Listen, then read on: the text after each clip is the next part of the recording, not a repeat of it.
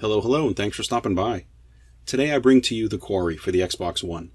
This is a game from Supermassive Games, which is a company I've been playing a lot of games from recently. I've been so happy with the other games I've played from them. When this one came into my view, I decided to buy it and play it right away. That's kind of rare for me. I got so many games in the backlog. If I buy a new game, it generally sits for a year anyway. So why get something as soon as it comes out? You might as well wait till it's on sale. With this one, man, I've been having such a good time with these games, I had to play it straight away. I'll link to some of the other videos that are like this one in the description. So far, everything that I've run into from Supermassive Games has been worth playing. The footage you're seeing here is from the first few hours of the game. We're talking chapters 1 through 3. But I did complete the game, and I'm already starting a second go-through.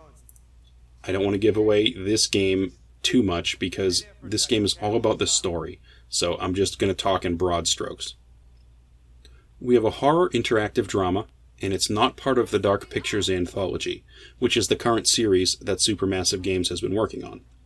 This is the same manufacturer, but it kind of handles a little closer to the game Until Dawn. The basic style of the game, though, it's pretty much the same for all of these. This one's just not part of a series. We have a classic type of teen horror drama, and you have scores of different paths that you can take throughout the game as you decide how the different people react to one another under their different circumstances. By the end of the game, you could get everyone killed, you could have everyone survive, or you could end up with a mixed bag, of course. A game like this, the purpose is really to just experience the plot of the story, and as a result, you're going to find there isn't a huge amount of interaction that you have with the game itself compared to a more standard video game. You definitely interact, but most of the game is you watching cutscenes and paying attention to what's happening in front of you. In the middle of an event, the game might offer you an option to react. It'll suggest you press a button, or maybe use the directional controller in a certain way. In some rare moments, you might actually get to aim and shoot a gun, but that's kind of dependent on how the game is played, really. There are a total of 10 chapters in this game, and the story fundamentally revolves around a summer camp called Hackett's Quarry and the strange goings-on of one particular night. The prologue of the game starts with you interacting with two characters, recent high school graduates on their way to their summer job. It's in the middle of the night, and there is a slight car accident, and while you stop and are fixing the car, weird things start to happen. Maybe you see someone in the bushes for a split second, something moves in and out of frame. Little things like this occur throughout the whole game as you're walking around. There are also a bunch of items that you sort of find along your way, and as you're wandering around you might find a newspaper clipping or a ticket stub, little things that add tiny bits of detail to the overall picture.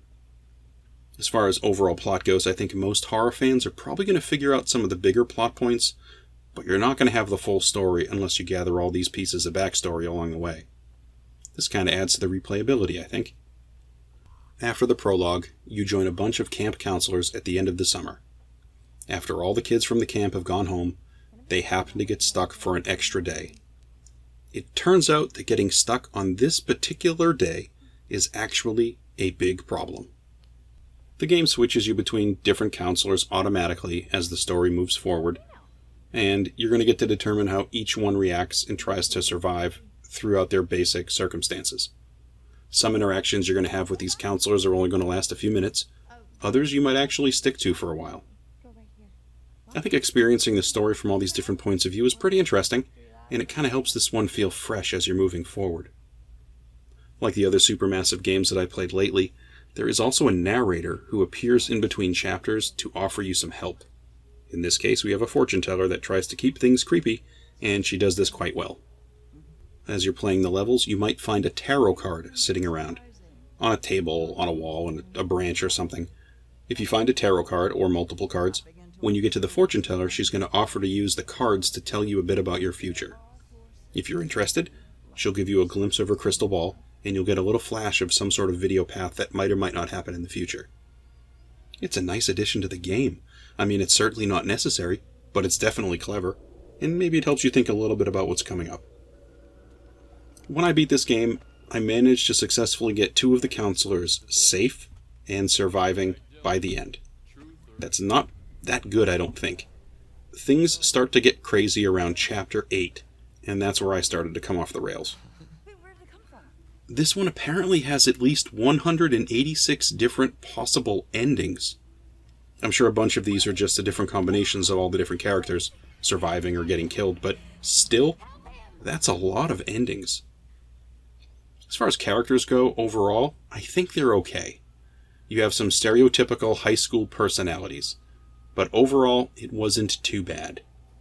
We do get some characters that are definitely stronger than others, some that are more likable than others, but it wasn't too bad.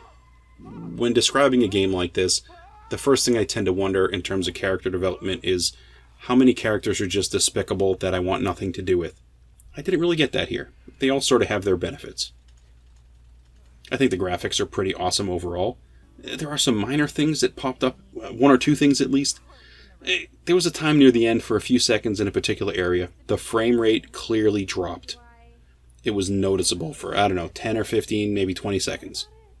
I also thought that in one spot, one of the characters had some really strange mouth animations. But I think these are minor, and there's really nothing game-breaking about this one. Nothing frustrating that I ran into. I just enjoyed it. You can also play this game multiplayer. I still haven't ventured into the multiplayer aspect of this game yet. I know some of the other games have this as well. Eventually I'll try it.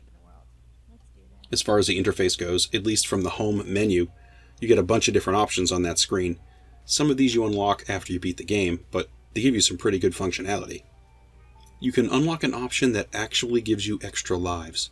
So if you're playing a particular character and that person dies, and you didn't want them to die, you can get a do-over. You can do this 3 times, I think. I wasn't expecting that. That's pretty nice to have. You can also pick up the game using a save file, and you can start from a specific chapter, and then you can proceed to finish the game from that point. It will erase what you've done afterwards because you're going off on a different path, but man, that's pretty good too. It saves you from having to go through the entire game from the start if you don't want to. If you like a portion of your game and just want to fix a certain part going forward, what a great option.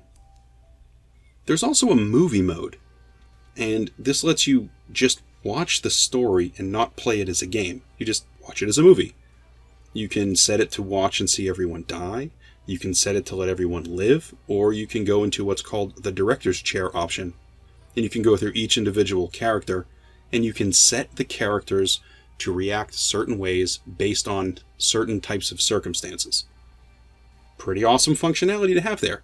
I guess this is probably a really great way to calculate and see as many of the different endings as possible. Very cool. Well, that's all I have today for The Quarry for the Xbox One. If this is your type of video, please feel free to like and subscribe and all that good stuff, and thank you so much for stopping by to take a look. Hope to catch you on another video.